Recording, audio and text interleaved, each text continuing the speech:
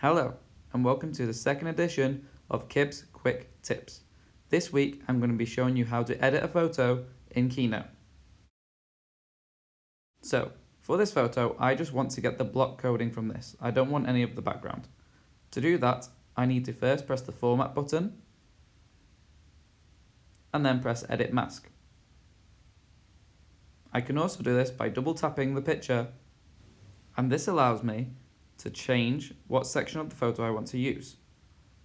So I'm just going to grab this part here and press done, and that gets rid of the background that I don't want. But I still don't want this white part, so I need to press the Format button and then Instant Alpha. Using my finger, I can now change how much of the background I want to show. And I just do this by moving my finger and getting as much of it blue as possible. There you go. And now I just have my block coding. This is a really useful skill for making your photos look good in a really easy way. To take this further, have a look at some of these great people on Twitter. They've got great ideas for using Keynote in creative ways.